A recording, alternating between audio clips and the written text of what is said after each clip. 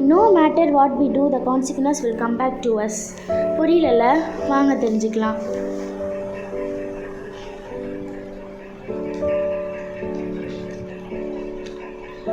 Welcome back to my channel. This is my first video நம்ம சேனலுக்கு. So please support. உங்களை நிறைய videos entertain பண்ண நான் ரெடி. ஓகே, ரொம்ப பேசல, வீடியோக்குள்ளே போகலாம். நான் ஸ்டார்டிங்கில் ஒரு சென்டென்ஸ் சொல்லியிருப்பேன், no matter what we do the consequence will come back to us. இந்த சென்டென்ஸ் என்ன சொல்லுதுன்னா, நம்ம என்ன பண்ணாலும் அதோட விளைவு நம்மளே வந்து சேரும்.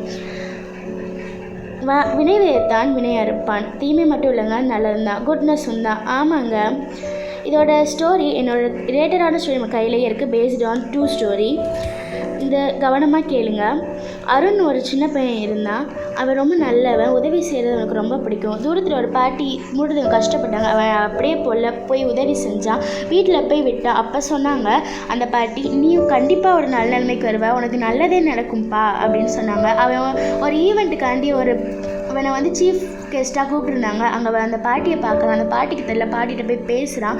அந்த பாட்டிக்கு அப்புறம் தெரியுது, நான் சொன்னேன்லப்பா நீ நல்ல நிலைமைக்கு வருவேன், உனக்கும் நல்லது நடக்கும்னு நான் சொன்னேன்ல அப்படின்னு சொல்கிறாங்க.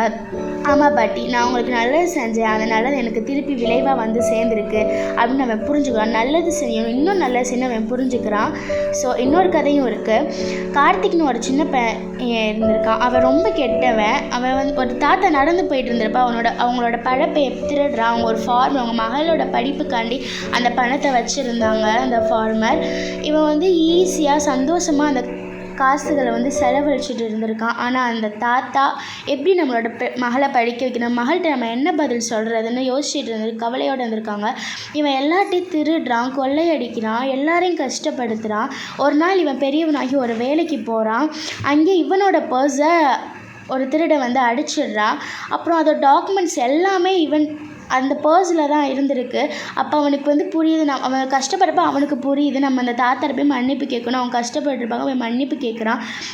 அவங்களோட பையன் அதே காசை அவங்கக்கிட்ட இந்த ஃபார்மர்கிட்ட திருப்பி கொடுக்குறான். அவங்களோட பொண்ணுக்கு புக்ஸ் எல்லாம் வாங்கி கொடுக்குறான்.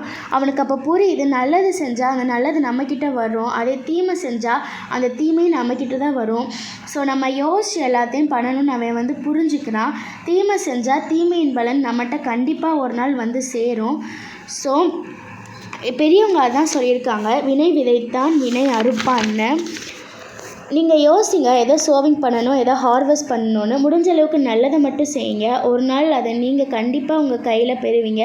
பைபிள் ஒரு அழகாக வேர்ஸ் இருக்குது, உனக்கு நன்மை செய்யத்தக்க திராணி இருந்தும் பிறனுக்கு செய்யாமல் இராதே. So no matter what we do, the consequence will come back to us. Thank you.